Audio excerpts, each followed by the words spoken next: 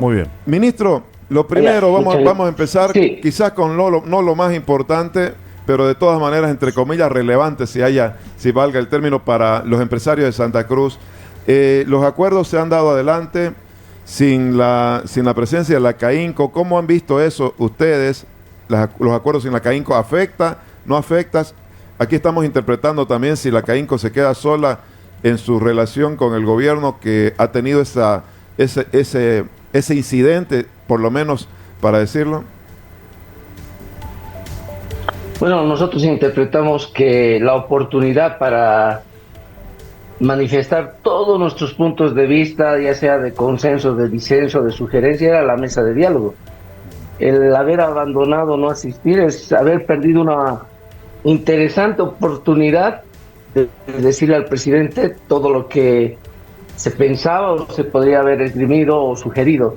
Entonces cada quien va a evaluar su responsabilidad en aquello, pero el gobierno siempre ha estado abierto al diálogo. Ese mismo día viernes hemos vuelto a invitar a CAINCO, pero bueno, los directivos de CAINCO Santa Cruz pues evaluarán si quieren volver a retomar el diálogo o participar, pero el gobierno siempre está abierto. El presidente Luis Arce escucha a todos los sectores, y creo que los acuerdos han sido relevantes con el grupo de empresarios también representativos del país, tanto en el área agropecuaria, que es CAO-COFEAGRO, como en el de la Confederación de Empresarios Privados de Bolivia.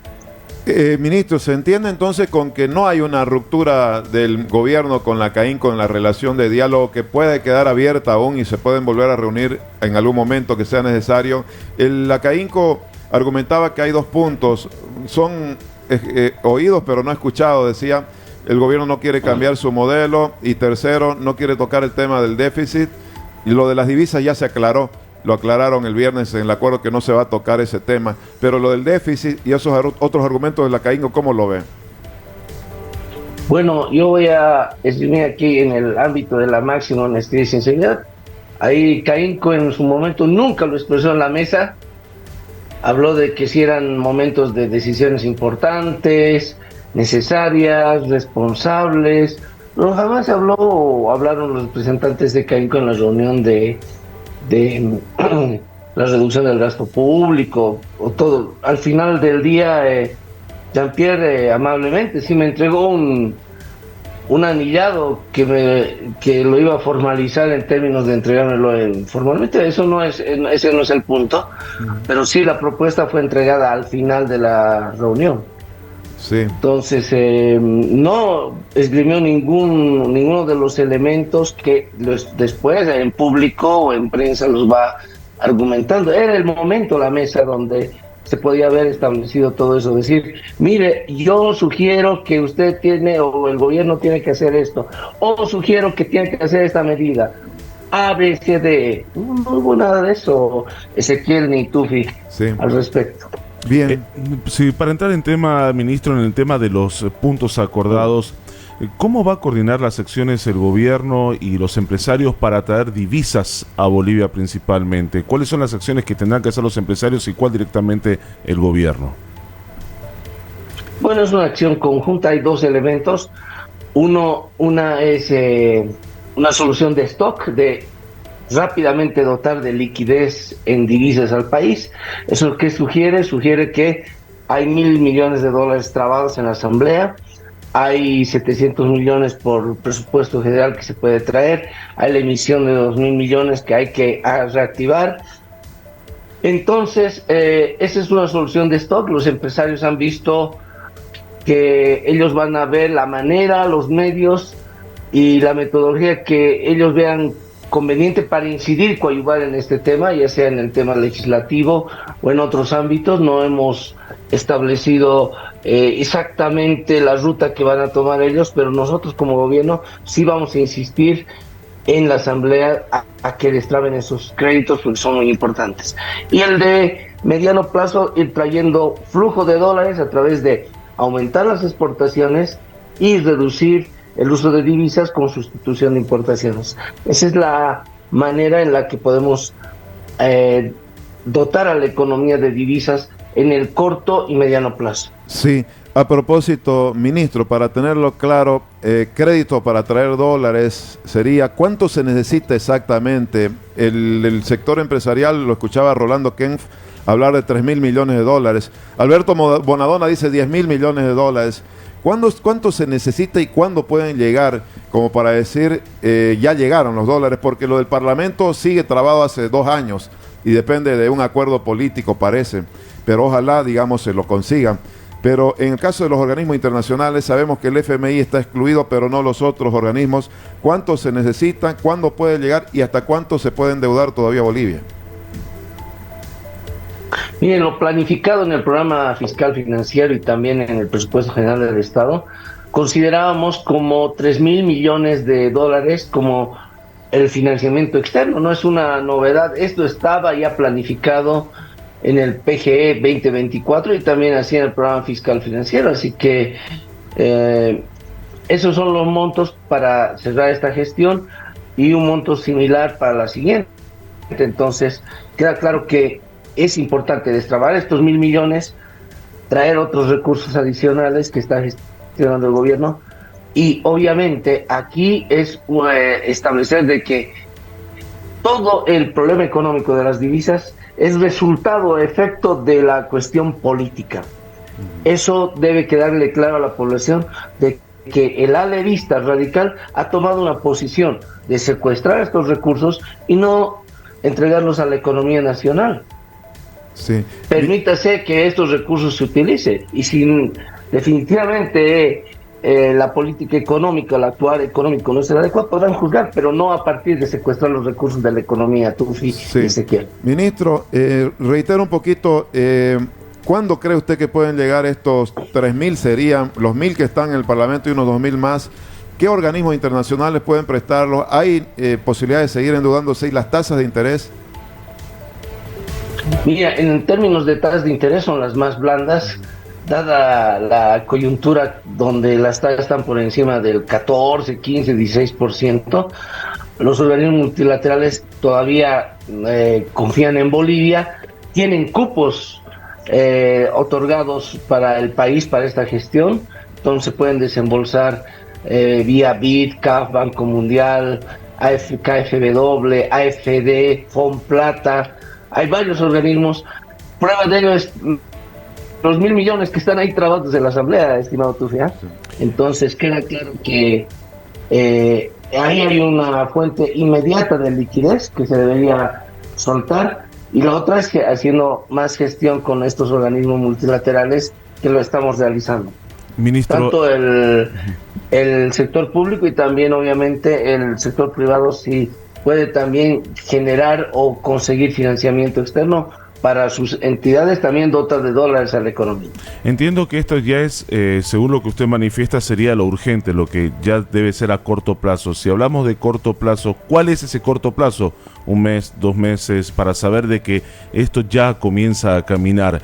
Y la otra pregunta, ¿cuál es la garantía que este acuerdo no es un reflejo de algo político más que económico, en sentido de que estamos a 1 año prácticamente de las elecciones?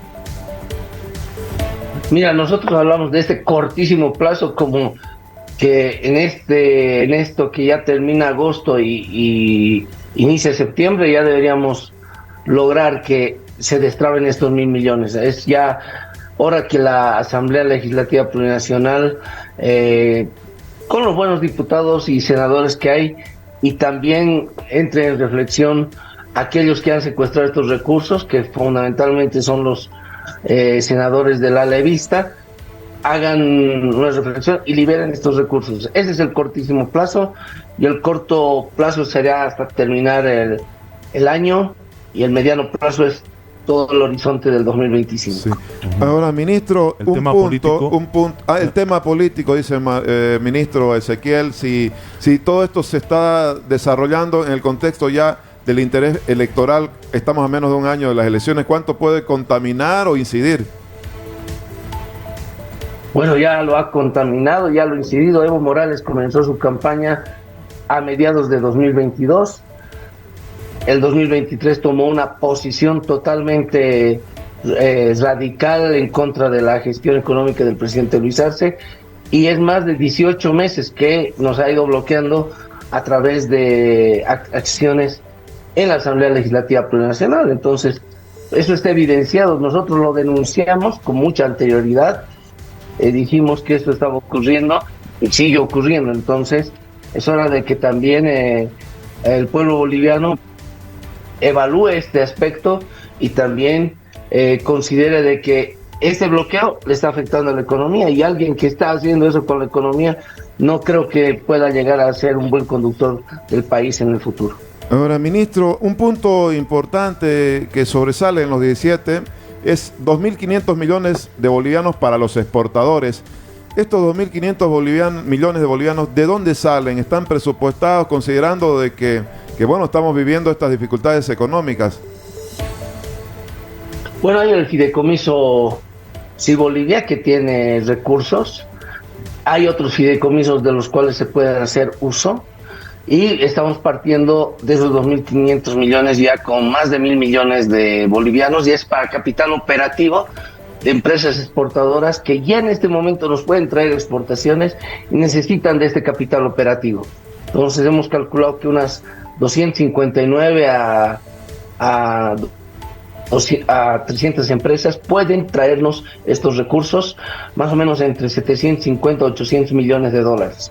Ese es el potencial. ¿Qué requisitos hay, ministro, para que colocamos rápidamente este capital de trabajo? ¿Qué requisitos hay para que los exportadores accedan a estos 2.500 millones de bolivianos? ¿Y es rápida el desembolso?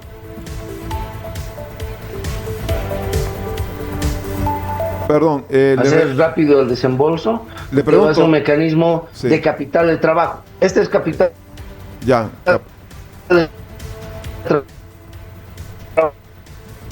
Bueno, a ver, la última sí, vamos parte, a ver si podemos retomar el contacto.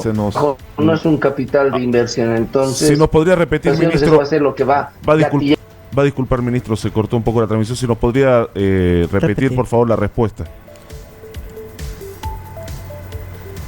Sí, decía que estos 2.500 millones van a ser ágiles porque es capital de trabajo, y esto está ligado a los contratos de exportación.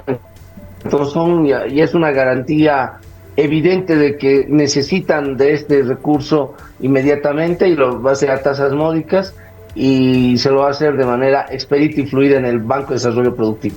Ministro, sobre el control de divisas, ya en la conferencia de prensa, tanto el presidente como el presidente de la Confederación de Empresarios Privados descartaron esa idea.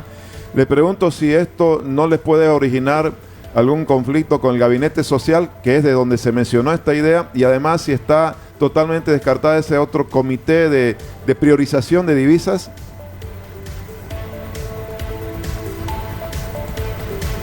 Primero hay que establecer que el gabinete social es una entidad, digamos, de análisis, de deliberación, pero obviamente la Central Obrera Boliviana ha planteado una alternativa, pero que obviamente no existe, no hay el famoso control de divisas. Ese término no existe, no hay un mecanismo de control de divisas, y lo que el presidente planteó en la primera reunión es un comité donde el propio sector privado pueda asignar al interior del propio sector privado, pero obviamente esta era una alternativa, sugerencia, no era una imposición, que se malinterpretó, y ya varios sectores se pronunciaron de forma reactiva, y además hablando de control de divisas, de un término que jamás se habló en la reunión. Perfecto. Nadie habló de control de divisas. Perfecto. Ministro, los transgénicos, en 10 días se ha planteado el gobierno con la CAO un plazo para poder emitir un informe técnico. ¿De qué depende ese informe técnico? ¿Qué tiene que decir para autorizar? Bueno, tiene que haber un sustento técnico de estudios, de análisis, tanto del sector privado como del sector del gobierno, donde podamos confluir en los elementos que puedan hacer aplicable y en el tiempo esta implementación de biotecnología de manera expedita. Pero tienen que haber esas bases, y ese intercambio de análisis y estudios se hará en estos 10 días con expertos de CAO, Confeagro, la parte agropecuaria y el gobierno. Ministro, para ir cerrando, Gabinete de Turismo, ¿En qué consiste? ¿Cuándo se reuniría? Y entendemos que también para estos días, estas horas, está prevista una reunión con los gobernadores, los 9 gobernadores. Así es, hoy día es con los gobernadores para ver el análisis de la parte presupuestaria de las gobernaciones, y con el gabinete de turismo el presidente va a señalar la hora y fecha para congregar a todos los actores de este sector tan importante, potencial de más de $3,000 millones en el mediano plazo, como es el turismo.